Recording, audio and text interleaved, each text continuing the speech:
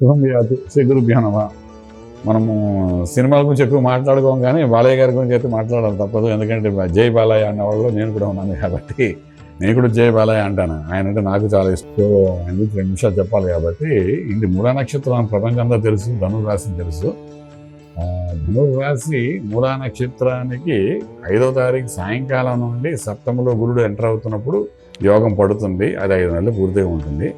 Cinema తీసినప్పుడు cinema అయిపోయే వరకు బాగానే ఉంది. మధ్యలో 2 నెలలు గురుడు అతిచారం మీద ఎప్పుడైతే కర్కాటకంలో ప్రవేశించాడో కొంచెం స్ట్రెస్ లెవెల్స్ వాళ్ళకి వచ్చాయి.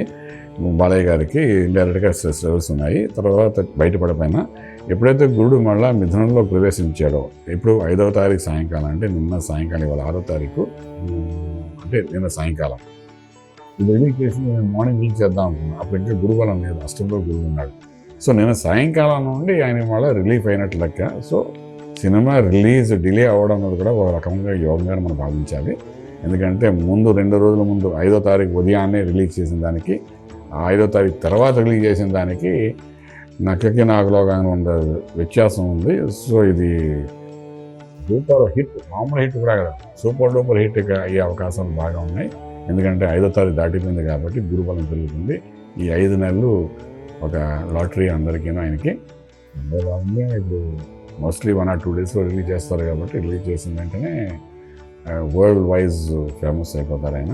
అంటే ఫేమస్ ఆల్రెడీ దే, బట్ ఈ సినిమా ద్వారా ఒక నెక్స్ట్ లెవెల్, ప్రపంచంలో నెక్స్ట్ లెవెల్లో బాలయ్య గారి గురించి తలుచుకోవడం ఉంటుంది. సినీ ఇండస్ట్రీ మొత్తం ఆయన్ని ఒక ఉన్నత శిఖరంలో చూడడం జరుగుతుంది. కాబట్టి డిలే జరగడం అనేది ఒక అంతటి మంచిది. ఎందుకంటే ముందు గురుబలం ఆయనకు లేదు, 2వ రోజు ఉంది అంటే 5వ తారీఖు సాయంకాలం ఉంది. ఇది అస్ట్రాలజికల్గా నేను చూసి చెప్తున్నాను. ఆయన చేత ఉంది కాబట్టి 100% 2 రోజులు లేట్ అయినప్పటికీ లేట్గా వచ్చినా లేటెస్ట్గా వస్తారంటే ఏదో ఆయన చెప్పినట్టుగా సింహం 2 అడుగులు వెనక వేస్తే పంజా కొట్టడానికి అన్నట్టుగా ఆయన బోల్ డైలాగులు కొడతాడు. అంటే ఒకరోజు లేట్ అయినా లేటెస్ట్గా ఆయన సూపర్ హిట్ అయ్యే అవకాశం ఉంది. గురుబలం బాగుంది కాబట్టి ఏమాత్రం భయపడకండి. బాలయ్య ఫ్యాన్స్కి మళ్ళీ విశేషంగా చెప్పడం ఏంటంటే ఈ cinema super hit.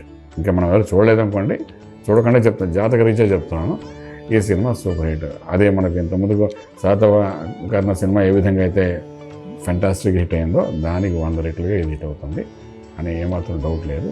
అస్ట్రాలజికల్గా is an ultimate hero అయిపోతారు సినీ ఇండస్ట్రీకి అని చెప్పగలం. ఓకే, శుభం బియాదు.